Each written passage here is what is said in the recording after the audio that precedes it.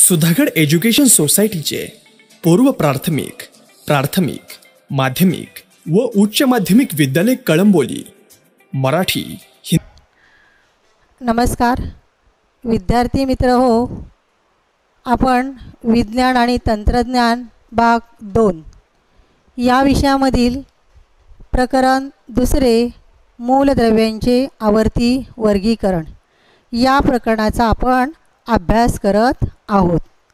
या अगोदरच्या तासाला आपण काही घटकांचा अभ्यास केलेला आहे। ते घटक म्हणजे मूलद्रव्य, मूलद्रव्यांचे वर्गीकरण याविषयी माहिती मिळवलेली आहे आपण। त्याच्यानंतर डोबे-रायनरची त्रिके कोणती आहेत आणि या डोबे-रायनरच्या त्रिकाचा नियम कोणता आहे याविषयीची माहितीही आपण याच्या अगोदरच्या तासाला मिळवलेली आहे। त्याच्यानंतर आपण न्यूलँडचा अष्टकांचा नियम आणि मेंडेलीवची आवर्त सारणी तर या विषयी अभ्यास आपण गेल्या तासाला केलेला आहे। या तिन्ही शास्त्रज्ञांनी वर्गीकरणाच्या ज्या पद्धती आहेत, कशा पद्धतीने मूलद्रव्यांचं वर्गीकरण केलेलं आहे याविषयीची माहिती आपण या अगोदरच्या तासाला मिळवलेली आहे। आज आपण म्हणजे मूलद्रव्यांचं वर्गीकरण करणारे जे पुढचे शास्त्रज्ञ आहेत, हेनरी मोसले यांनी मूलद्रव्यांचं वर्गीकरण कशा पद्धतीने केलेलं आहे हे आपण आजच्या भागामध्ये पाहणार आहोत। तर इथे बघा, सन 1913 मध्ये इंग्लिश वैज्ञानिक हेनरी मोसले या शास्त्रज्ञाने एक्स-रे नलिका वापरून केलेल्या प्रयोगांनी असे दाखवून दिले की मूलद्रव्याचा अणुअंक झेड, मूलद्रव्यांचा अणुअंक झेड या इंग्रजी अक्षराने दर्शविला जातो।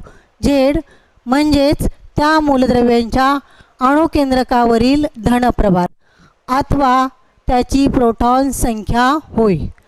मोसलेने अनेक मूलद्रव्यांचे अणुअंक प्रयोगांनी निश्चित केले, त्यामुळे अणुवस्तुमानापेक्षा मूलद्रव्यांचा अधिक मूलभूत गुणधर्म अणुअंक हा आहे हे लक्षात आले। म्हणजे सन 1913 त्याच्या अगोदर मेंडेलीव या शास्त्रज्ञाने मूलद्रव्यांचं वर्गीकरण केलेलं आहे, त्याविषयीची माहिती आपण पाहिलेली आहे। पण मेंडेलीवनं जी वर्गीकरणाची पद्धत सांगितली त्यावेळेला या इलेक्ट्रॉनचा शोध हा लागलेला नव्हता किंवा अणूच्या अंतरंगाविषयी माहिती नव्हती।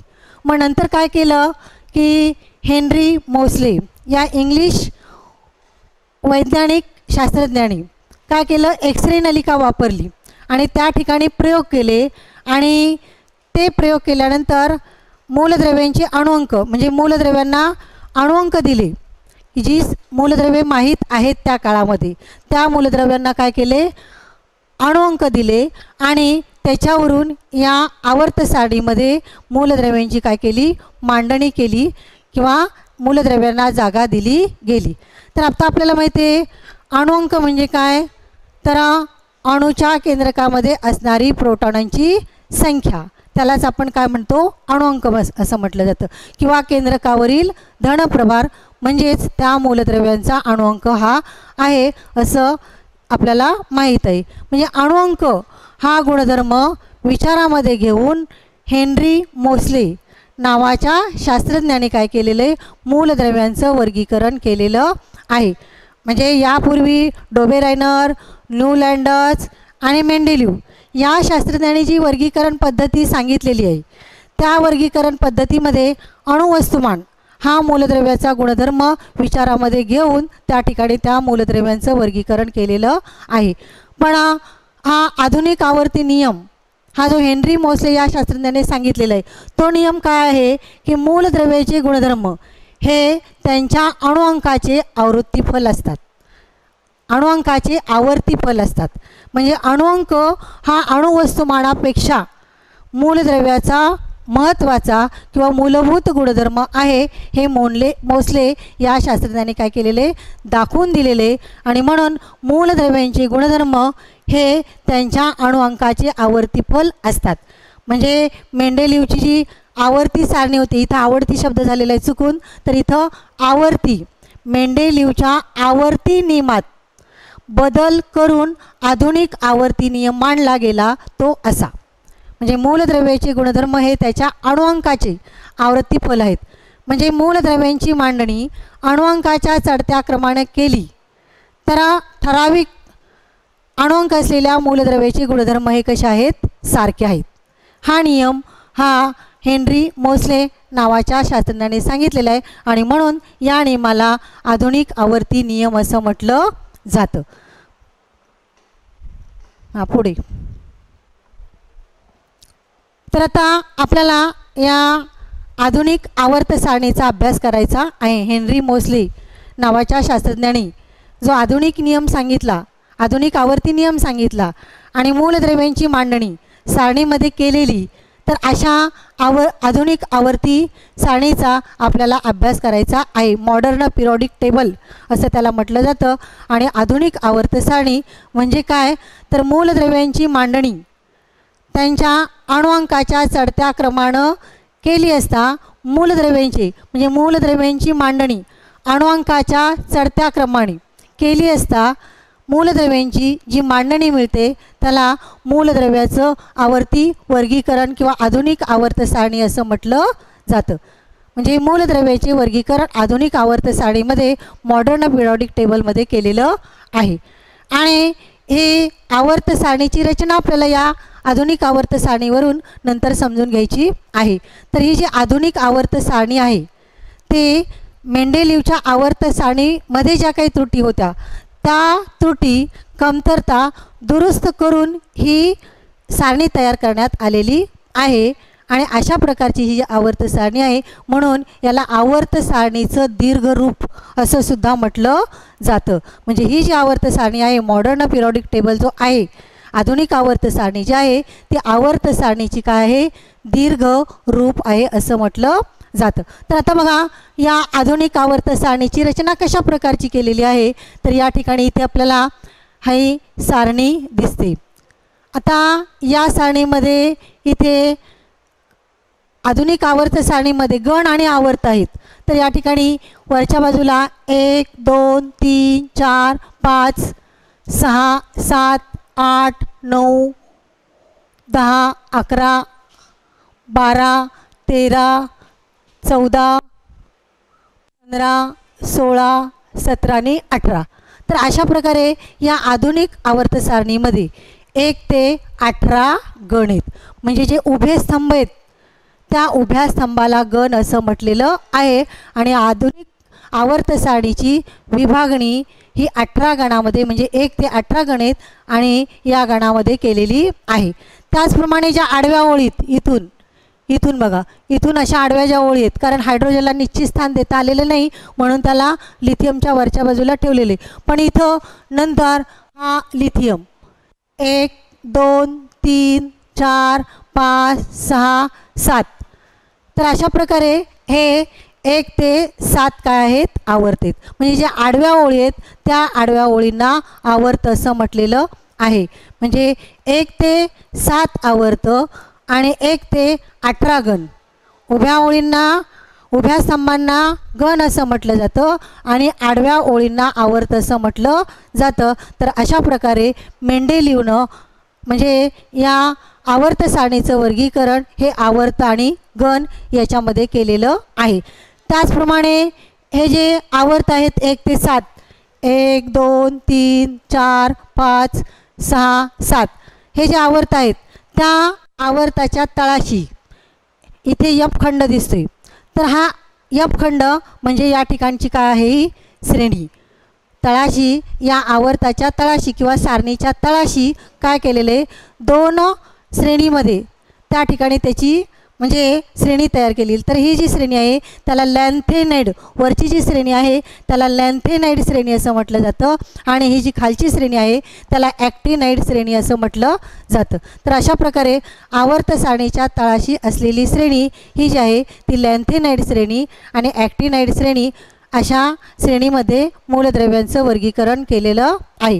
आणि हे जे वर्गीकरण केलेलं आहे मूलद्रव्यांचं, ते मूलद्रव्यांचा अणुअंक हा गुणधर्म विचारामध्ये घेऊन त्या ठिकाणी मूलद्रव्याचं वर्गीकरण केलेलं आहे. तर आता बघा या ठिकाणी वरच्या बाजूला इथं एच दिसतोय. हा एच म्हणजे हायड्रोजन आहे. एच म्हणजे काय आहे? हायड्रोजन आहे. याच्या वरच्या बाजूला एक अंक दिसतोय.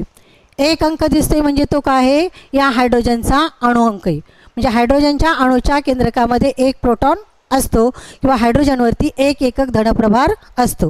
म्हणून हायड्रोजनचा अणुअंक किती आहे? 1 आहे. त्याच्यानंतर खाली दुसऱ्या आवर्तामध्ये बघा lithium, beryllium, boron, carbon, nitrogen, oxygen, fluorine, neon अशा प्रकारची ही दुसऱ्या आवर्तामध्ये असलेली मूलद्रव्ये आहेत. त्यांच्या वरच्या बाजूला सुद्धा अंक लिहिलेत बघा. लिथियमच्या वरच्या बाजूला इथं 3 लिहिलेले.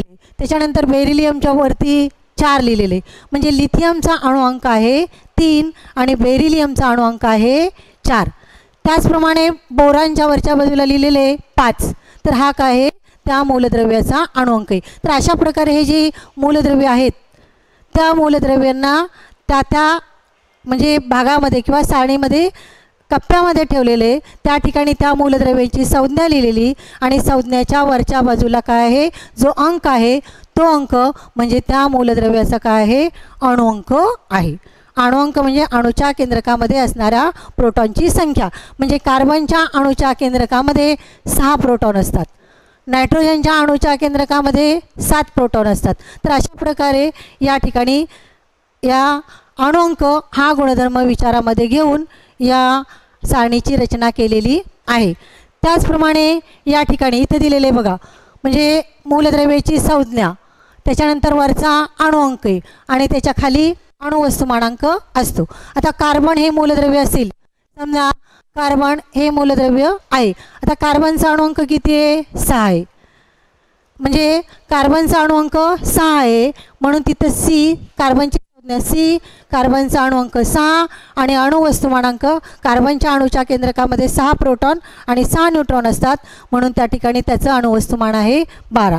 म्हणून सी 6 आणि 12 अशा पद्धतीनं काय करता येतं? त्याचं आपल्याला त्या मूलद्रव्याचं लेखन हे करता येतं. तर आता या ठिकाणी बघा या सारणीमध्ये जी सारणी आहे ती 4 खंडामध्ये विभागलेली आहे. इथे गुलाबी रंगाची पहिला गण आणि दुसरा गण, या ठिकाणी हा जो भाग आहे याला यस खंड असं म्हटलं जातं.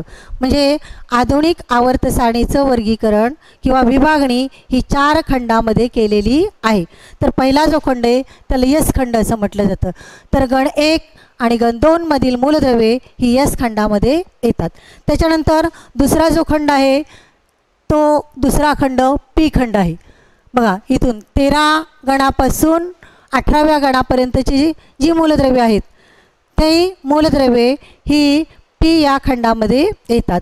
आणि तिसरा जो खंड आहे तो डी खंड म्हणजे गण 3 पासून गण 12 पर्यंत येणारी जी मूलद्रव्ये म्हणजे 3 गणामध्ये येणारी सगळी मूलद्रव्ये आणि 12व्या गणामध्ये येणारी जी सगळी मूलद्रव्ये आहेत म्हणजे पिवळ्या रंगाने दिसतात ना तुम्हाला सारणीमध्ये दाखवलेली ही सगळी जी मूलद्रव्ये आहेत तरी ही जी मूलद्रव्ये आहेत ती मूलद्रव्ये डी खंडामध्ये येतात.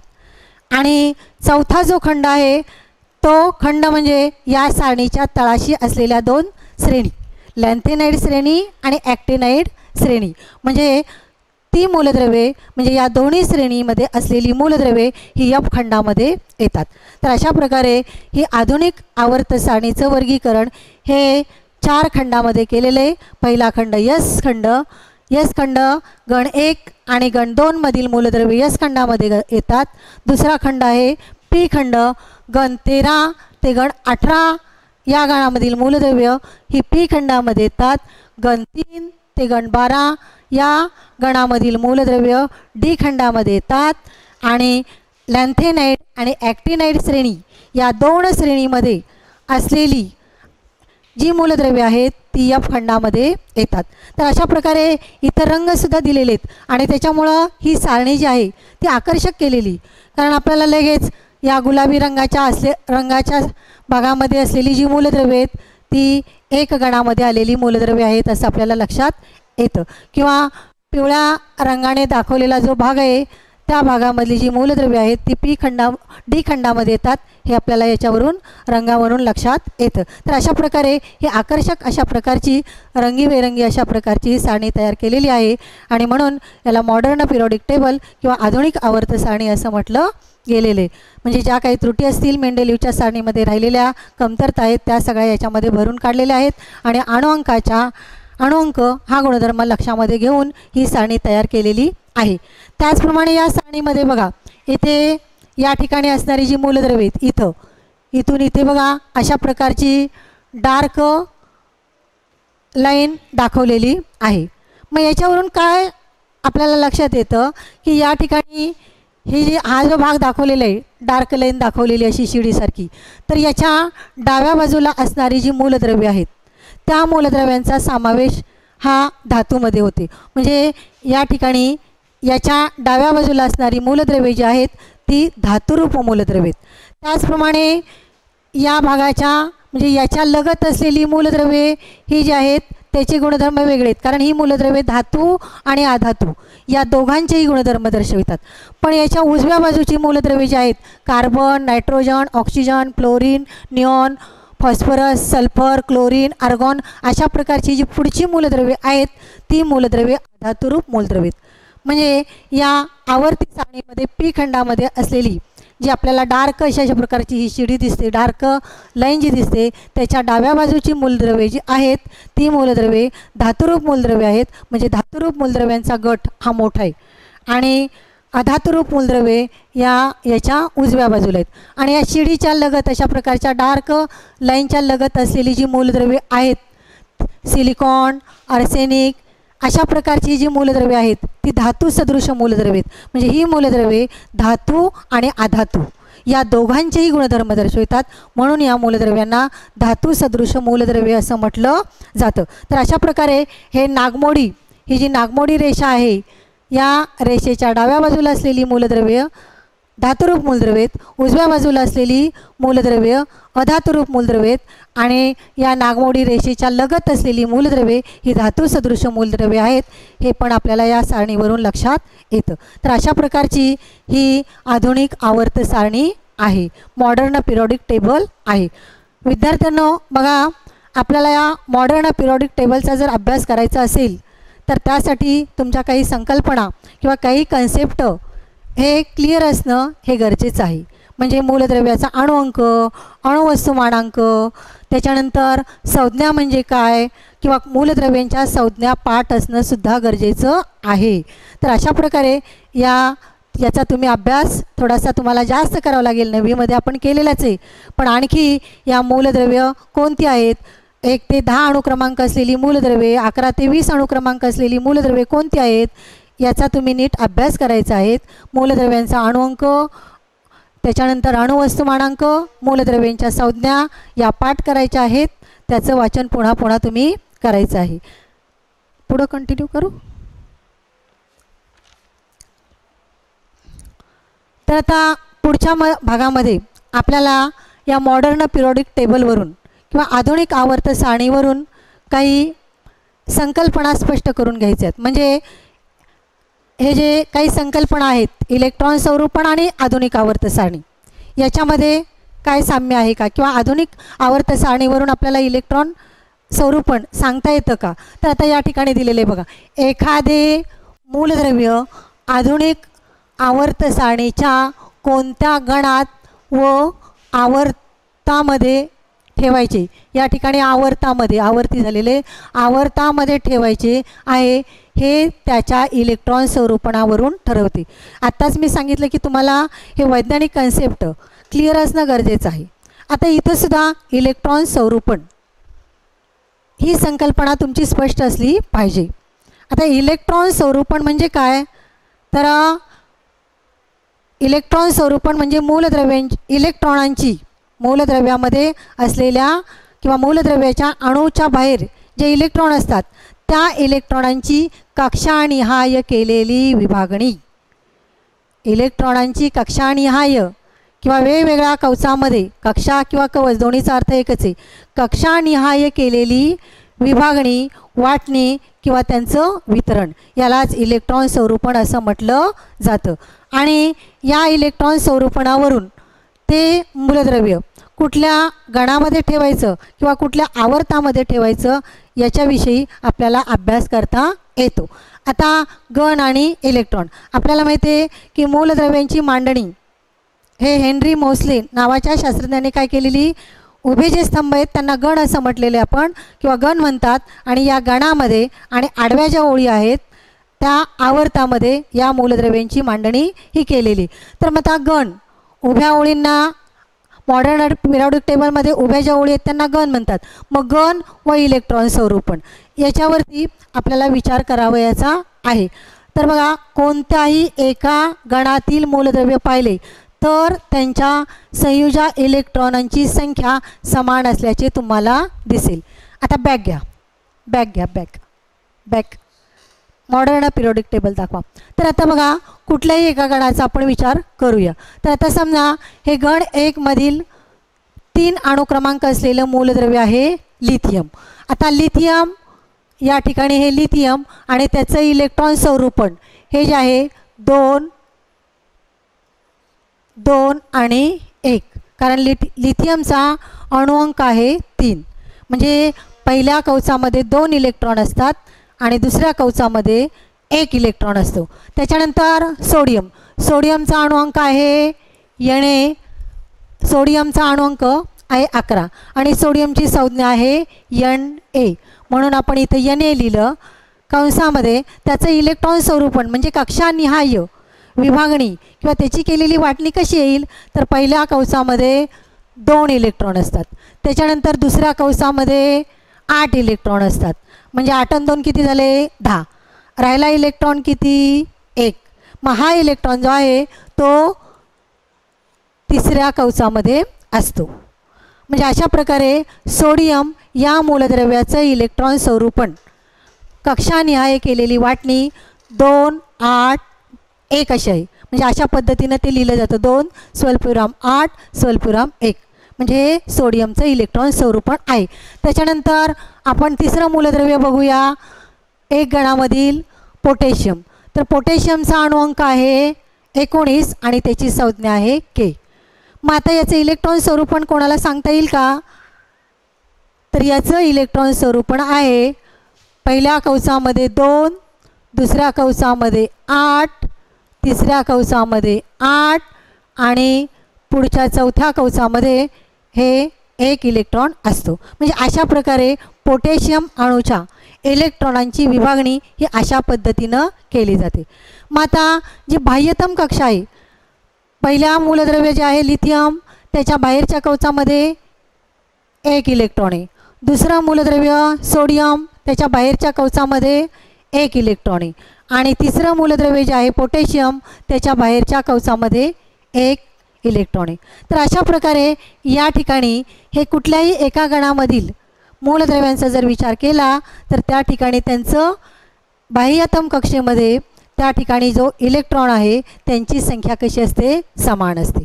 त्यांची संख्या कशी आहे, समान असते. तर अशा प्रकारे या ठिकाणी म्हणजे एखाद्या गणामध्ये वरून खाली म्हणजे कुठल्याही एका गणामध्ये आपण वरून खाली जसजसं जातो तसतसं कवचांची संख्या ही काय होते, वाढत जाते. म्हणजे पहिल्या लिथियम या मूलद्रव्याच्या अणूच्या मध्ये असणारी जी कवच आहेत ते 2 कवच आहेत, K कक्षा आणि L कक्षा. सोडियम या अणूचा जे इलेक्ट्रॉन स्वरूपण ते 2, 8, 1 आहे आणि त्याच्यामुळे त्याची कवच किती आहेत, कवच संख्या 3 आहे.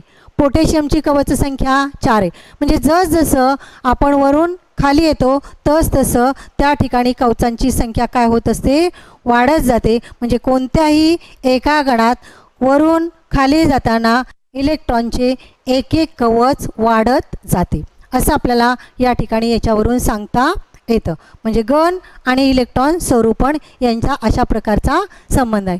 त्याचप्रमाणे आपल्याला आवर्त आणि इलेक्ट्रॉन स्वरूपण यांचा एकमेकाशी परस्पर काय संबंध आहे, म्हणजे एका आवर्तामधील मूलद्रव्यांची कक्षानिहाय केलेली वाटणी कशा प्रकारची आहे किंवा वितरण कशा प्रकारचं आहे, म्हणजे आवर्त आणि इलेक्ट्रॉन स्वरूपण याविषयीची माहितीसुद्धा आपल्याला या ठिकाणी या सारणीवरून घ्यायची आहे. तर आता या ठिकाणी बघा, नेक्स्ट घ्या. बघा इथे दिलेले, कोणत्याही एका गणात वरून खाली जातो तशी कवचांची संख्या वाढत जाते. लक्षात आलं ना, गण आणि इलेक्ट्रॉन स्वरूपण याच्यामधला संबंध. त्याच्यानंतर ज्या आडव्या ओळीत, त्या आडव्या ओळींना आपण आवर्त म्हणतो. मग या आवर्तामधली मूलद्रव्य आणि त्यांचं इलेक्ट्रॉन स्वरूपण यांचा परस्परांशी काय संबंध आहे याच्याविषयीची माहिती आपल्याला पाहिजे आहे. नेक्स्ट. तर आता या ठिकाणी बघा, आवर्त आणि इलेक्ट्रॉन स्वरूपण. आता इथं काय सांगितलं आहे बघा, कोणतेही एक आवर्त यामधील मूलद्रव्य पाहिले तर त्यांच्या संयुजा इलेक्ट्रॉनांची संख्या वेगवेगळी आहे हे आपल्याला दिसते. आता या ठिकाणी बघा, इथे आवर्त सारणीमधली काही आवर्त इथं दिलेली आहेत. म्हणजे आता हे आवर्त दिलेले तिथे 7 आवर्त आहेत आणि 1 2 मधली आवर्त गाळलेली आहेत आणि 13 ते 18 आवर्त ही या ठिकाणी इथं घेतलेली आहेत. मग आपल्याला आवर्तामधील कुठल्याही आवर्तामधील मूलद्रव्य आपण विचारामध्ये घेऊया. आता उदाहरणार्थ दुसऱ्या आवर्तामधील मूलद्रव्य आपण विचारामध्ये घेऊया. तर दुसऱ्या आवर्तामधील मूलद्रव्य आहेत लिथियम, Li म्हणजे लिथियम 2 हे त्याचं इलेक्ट्रॉन स्वरूपण आहे. बेरिलियम त्याचं इलेक्ट्रॉन स्वरूपण 2 2 असं आहे.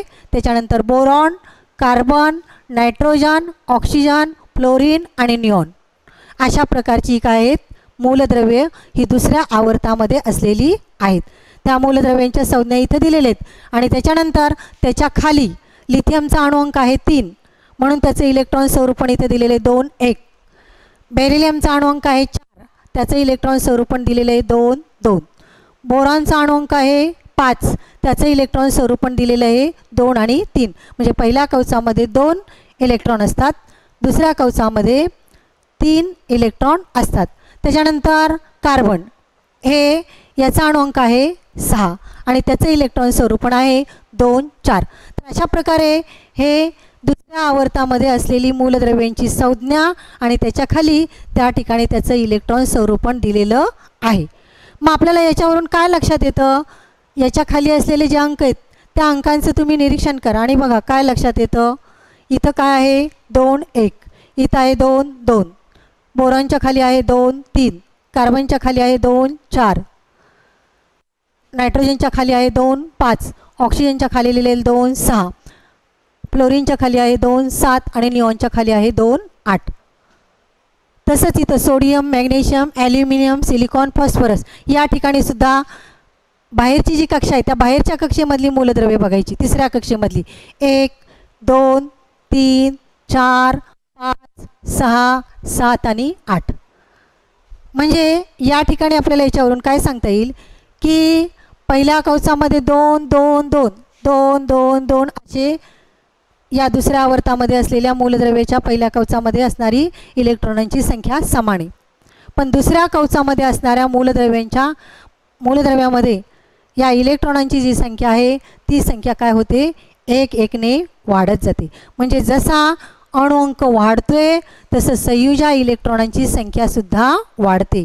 म्हणजे एकाच आवर्तामध्ये असणारी जी मूलद्रव्ये आहेत त्या मूलद्रव्यांचा जर विचार केला तर डावीकडून उजवीकडे जाताना अणुअंक 1 ने वाढतो. अणुअंक काय होतोय 1 ने वाढतोय. या ठिकाणी 3 4 5 6 7 8 9 10 म्हणजे अणुअंक जसा 1 ने वाढतो तसं संयुजा इलेक्ट्रॉनांची संख्या सारखीच राहते. इथे काय संयुजा इलेक्ट्रॉनांची संख्या सुद्धा इथं काय संख्या सुद्धा 1 ने वाढते. तर अशा प्रकारे आता गण आणि इलेक्ट्रॉन स्वरूपण याचा विचार केला तर एकाच गणामध्ये असणाऱ्या मूलद्रव्यांची जे इलेक्ट्रॉन स्वरूपण आहे किंवा त्याच्यातल्या बाह्यतम कक्षेमध्ये असणाऱ्या इलेक्ट्रॉनांची संख्या ही समान होती. पण आवर्त आणि इलेक्ट्रॉन स्वरूपण यांचा विचार केला तर डावीकडून उजवीकडे जाताना अणुअंक जसजसा 1 ने वाढतो तसतसं त्या ठिकाणी संयुजा इलेक्ट्रॉनांची संख्यासुद्धा 1 ने वाढते. तर हे आपल्याला आवर्त आणि इलेक्ट्रॉन स्वरूपण याच्यामधला संबंध सांगता येतो. इथं बघा या ठिकाणी इथेच आणखी आपण याच्यावरून लक्षात घेऊ शकतो की इथं हे केचं इलेक्ट्रॉन स्वरूपण आहे 2 8 8 1 म्हणजे पोटॅशियम याचा अणुअंक आहे 19. पोटॅशियमचा अणुअंक किती आहे 19. 8 आणि 2 10 8 18 आणि 1 19 म्हणजे पोटॅशियमचा अणुअंक किती आहे 19. आणि मग त्याचं इलेक्ट्रॉन स्वरूपण दिलेले खालच्या बाजूला 2 8 8 1 म्हणजे पहिल्या कवचामध्ये 2 इलेक्ट्रॉन असतात, दुसऱ्या कवचामध्ये 8 इलेक्ट्रॉन असतात, तिसऱ्या कवचामध्ये पण 8 आहेत आणि चौथ्या कवचामध्ये 1 इलेक्ट्रॉन असतो. तर हे या ठिकाणी पोटॅशियमचा अणू काढून दाखवलेलं आहे आणि त्या ठिकाणी या कक्षानिहाय किंवा कवचामध्ये या इलेक्ट्रॉनांची केलेली विभागणी हे या ठिकाणी दाखवलेलं आहे. तर याच्यातलं हे अणूचं केंद्रक आहे, पोटॅशियम अणूचं केंद्रक आहे. केंद्रकामध्ये प्रोटॉन आणि न्यूट्रॉन असतात आणि केंद्रकाच्या बाहेर असे वर्तुळ असतात ना, त्यांना कवच असं म्हणतात. तर पहिल्या कवचामध्ये 1 इलेक्ट्रॉन असतो, पहिल्या कवचामध्ये 2 इलेक्ट्रॉन असतो. हे जे आहे 1 नंबर तर पहिलं कवच आहे किंवा कक्षा क्रमांक 1 असं म्हणतात. आणि या पहिल्या कवचामध्ये जास्तीत जास्त 2 इलेक्ट्रॉन हे सामावले जातात. त्याच्यानंतर दुसरं जे कवच आहे त्याला यल कवच असं म्हटलं जातं आणि यल कवचामध्ये जास्तीत जास्त इलेक्ट्रॉन सामावून घेण्याची क्षमता ही 8 असते. म्हणून या पोटॅशियमच्या या ठिकाणी दुसऱ्या कवचामध्ये 8 इलेक्ट्रॉन आहेत, तिसऱ्या कवचामध्ये किती इलेक्ट्रॉन आहेत 8 इलेक्ट्रॉन आहेत. आणि मग 18 इलेक्ट्रॉन झाले, मग राहिला इलेक्ट्रॉन किती 1. मग तो इलेक्ट्रॉन हा चौथ्या कवचामध्ये असतो. म्हणजे के यल यम आणि यन अशा प्रकारची 4 कवच आहेत. पहिल्या कवचामध्ये 2 इलेक्ट्रॉन आहेत, दुसऱ्या कवचामध्ये 8, तिसऱ्यामध्ये 8 आणि चौथ्यामध्ये 1 इलेक्ट्रॉन. तर अशा प्रकारे याला इलेक्ट्रॉन स्वरूपण असं म्हणतात. हे पोटॅशियमच्या अणूचं इलेक्ट्रॉन स्वरूपण या ठिकाणी आकृतीच्या सहाय्याने दाखवलेलं आहे. त्याचप्रमाणे इथं आर्गॉन हे पण मूलद्रव्य दाखवलेले बघा.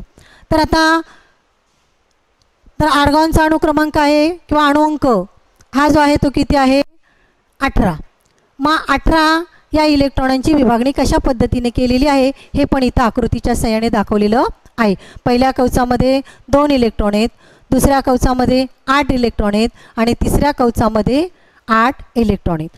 आता या ठिकाणी या पोटॅशियमचा जो अणू आहे त्याचा हे बाह्यतम कक्षेमध्ये भ्रमण करणारा जो इलेक्ट्रॉन आहे त्या ठिकाणी त्याला संयुजा इलेक्ट्रॉन असं म्हटलं जातं. हे आपल्याला पाहायचं आहे. पण हे इलेक्ट्रॉन स्वरूपण इथं पोटॅशियम अणूचं दिलेलं आहे.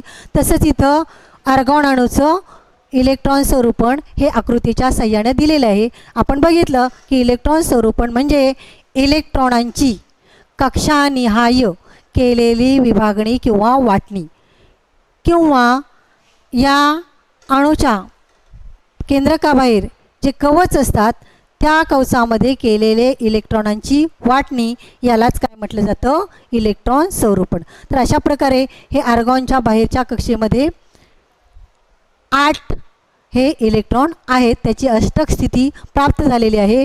म्हणून हेलियम निऑन आणि आर्गॉन ही जी मूलद्रव्ये आहेत त्यांना राजवायू असं म्हटलं जातं.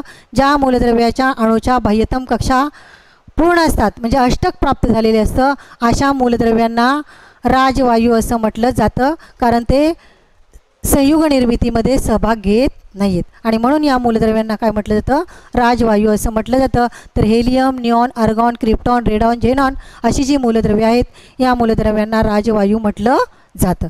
तर अशा प्रकारे गण आणि इलेक्ट्रॉन स्वरूपण, आवर्त आणि इलेक्ट्रॉन स्वरूपण यांचा परस्परांशी काय संबंध आहे हे आपण आधुनिक आवर्त सारणीच्या साहाय्याने पाहिलेलं आहे.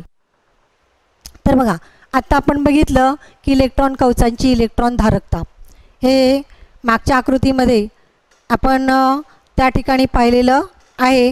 त्याच्यामध्ये पोटॅशियमचा अणू आणि आर्गॉनचा अणू हा कसा असतो ते इलेक्ट्रॉनांची कक्षानिहाय किंवा कवचनिहाय केलेली विभागणी ही आकृतीच्या सहाय्याने आपण बघितलेली. तर तसंच इथं फक्त दिलेले कवच अणूच्या केंद्रकाभोवती असणारे पहिलं जे कवच आहे त्याला के कवच म्हणतात, दुसरं जे कवच आहे त्याला यल कवच म्हणतात, तिसरं आहे त्याला यम कवच, चौथं जे आहे ते यन कवच असं म्हटलं जातं. आणि या ठिकाणी n म्हणजे त्या ठिकाणी त्याच्यामध्ये इलेक्ट्रॉनांची संख्या. तर आता या ठिकाणी या nच्या किमती, nची किंमत, तर nची किंमत जर आपण 1 ठेवली तर या ठिकाणी काय होतं, 2 गुणिले 1चा वर्ग, 1चा वर्ग 1 गुणिले 2, म्हणजे के कवचामध्ये इलेक्ट्रॉन सामावून घेण्याची क्षमता ही 2 असते. म्हणजे के कवचाची इलेक्ट्रॉन धारकता 2 आहे असं तिथं दिलेलं आहे.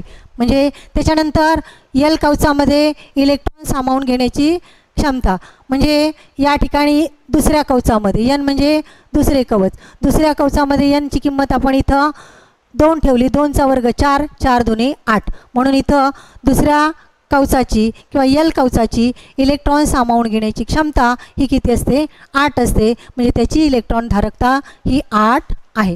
त्याच्यानंतर तिसरं जे कवच आहे त्याला यम कवच असं म्हणतात. आणि यम कवचामध्ये n म्हणजे जे आहे ते कक्षा क्रमांक आहे, म्हणजे किंवा कवच क्रमांक आहे. म्हणजे कवचाची संख्या इथं 3 आली म्हणून 3चा वर्ग 9 आणि 9 दुने 18, म्हणजे के यम कवचाची इलेक्ट्रॉन धारकता ही 18 आहे. त्याच्यानंतर त्याचप्रमाणे n कवचाची इलेक्ट्रॉन सामावून घेण्याची क्षमता ही किती आहे, 32 आहे. कक्षा क्रमांक किंवा कवच क्रमांक 4, n म्हणजे कवच संख्या किंवा कवच क्रमांक, चौथे कवच आहे म्हणून 4चा वर्ग 16 आणि 16 दुने 32. तर अशा प्रकारे के कवच, यल कवच, यम कवच आणि n कवच यांची इलेक्ट्रॉन सामावून घेण्याची क्षमता म्हणजे त्याची इलेक्ट्रॉन धारकता आणि ही किती असते हे आपल्याला या सारणीवरून स्पष्ट होते.